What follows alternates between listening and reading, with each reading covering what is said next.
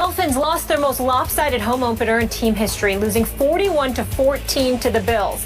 This coming on the heels of a 23-20 loss to the Jaguars. That was in week 2.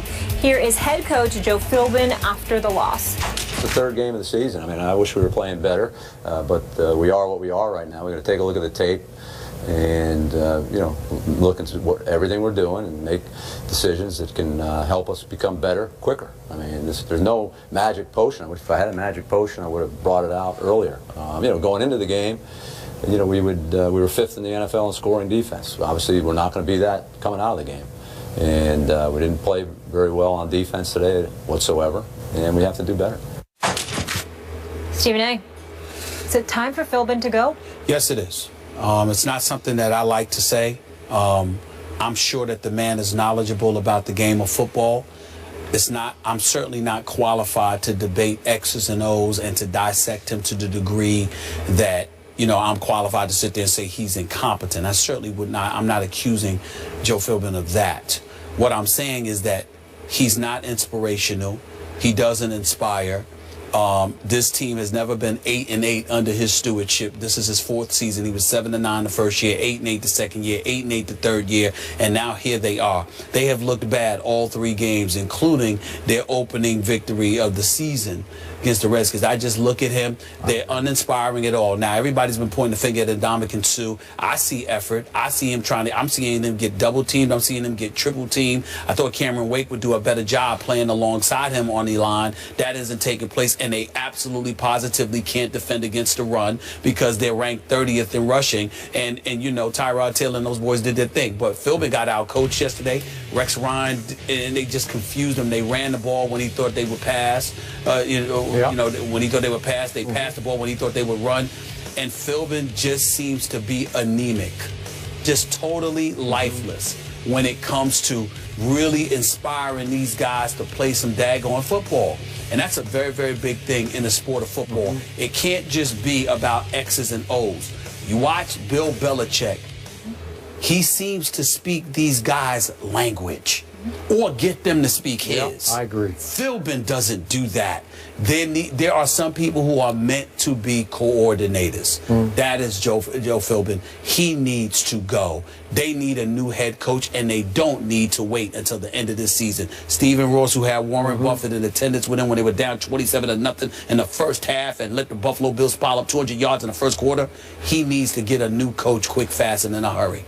I agree with you. They were also fortunate to virtually steal game 1, week 1 at Washington with a 4th quarter punt return. Remember that? That's 17-10.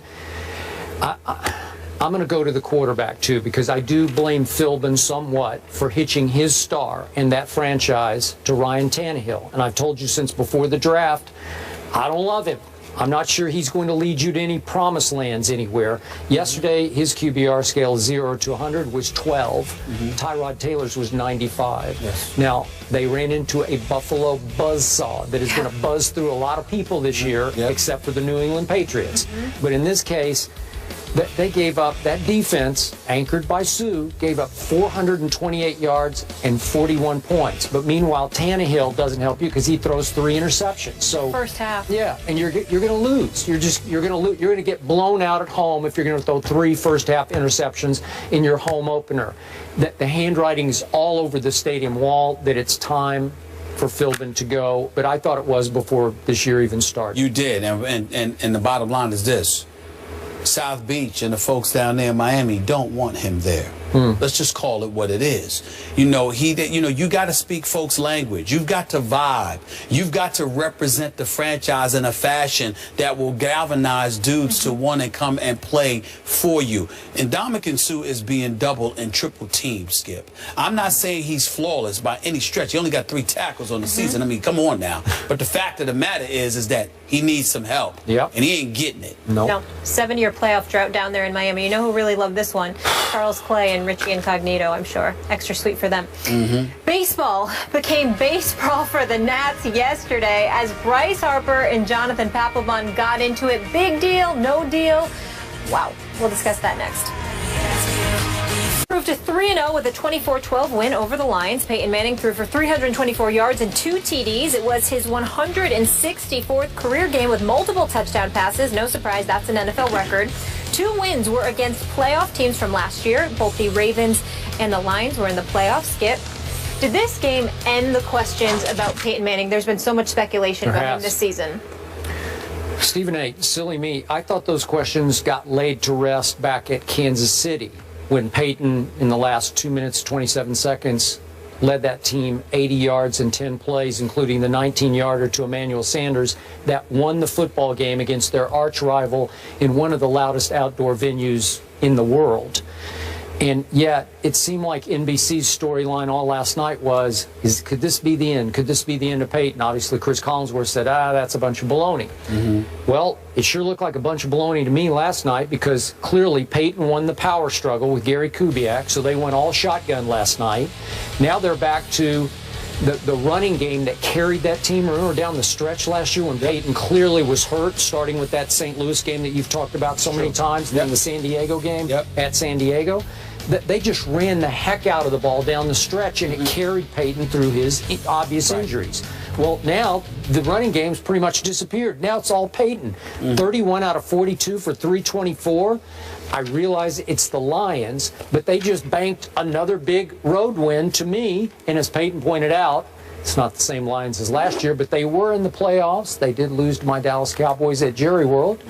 And the point is, they've beaten Baltimore, even though Baltimore might not be Baltimore. They were a playoff team last year in Kansas City. So they're off to a pretty great start. And Peyton's, look, he looks as effective to me as he has ever looked. I never worried about his arm strength because he never had much to begin with. I don't know what the problem is. He still looks like Peyton Manning to me at age 39. Skip Bayless, I agree with you, but I totally understand why there are question marks about the Denver Broncos. Over the last 3 years under Peyton Manning, they've been in the top 3 in terms of points scored. Last year, they were the number 2 ranked offense in all of football, putting up 482 points. This year, over the first 3 games of all the teams right now that are 3-0, they've got the second least amount of points at 74 to the Carolina Panthers. That's number 1. But also, Denver somewhat reminds me of Baltimore. Certainly Flacco is no comparison to Peyton Manning in my opinion, even though they both have the same amount of Super Bowl victories. They do. But the flip side to it is that just like Justin Forsett has lost his game and can't seem to run the football for the Baltimore Ravens, C.J. Anderson ain't doing it for the Denver Broncos. Is that him or the line? Well, it could be the line. It could be the line. But at the end of the day, we have to look. We have to look at what you have. Now, the line obviously was formidable. They've changed bodies like 3 or 4 different dudes on the offensive line. Positions. You're absolutely right. So you got to take that. And I appreciate that. Thank you. So you got that going on. But ultimately, at the end of the day, even when there was some question marks due to injuries in the past with the offensive line last year, we looked at a C.J. Anderson. The year before that, it was Monty Ball, and I forgot another name escapes me. I got brain lock right here, right now. But no Sean Moreno. Right. So you've got that going on. So you had all of that. They were running the ball relatively effectively. That's not happening right now. Okay. But I will say that that's the problem, and I think that's the question mark of why people are looking at Peyton Manning. But I agree with you. I think it's much ado about nothing because he can still do it. The biggest what I took from last night's game, the Detroit Lions. It was a competitive game, 14-12 at one point, and I still wasn't interested, and I couldn't figure out why. And then, bam, it hit me. And Ndamukong Suh being gone from that defense, that mystique is gone. They're ranked 25th defensively, 27th against the pass, 20th against the rush. Nothing nasty at all about their defense. That's a problem. That in combination, there is just... Megatron is no longer Megatron. Not that guy. He's not that guy. We've been talking about Dez Bryant, Antonio Brown, Demaryius Thomas, Julio Jones. We used to put Charles Johnson, Megatron, in that category. Sure. He was number 1. Well, he was the guy. And I'm saying, I loved watching I'm him. in no way saying that he's finished. I am saying that the first 3 games of this season has told us that he is out of that category. You know, I've come to the belief that Megatron made Matt Stafford. And I didn't used to think that, but Matt Stafford could just fling it up in the air. He looks ordinary now. Yeah, he looks ordinary now. All right, moving on, you guys. You mentioned Miami.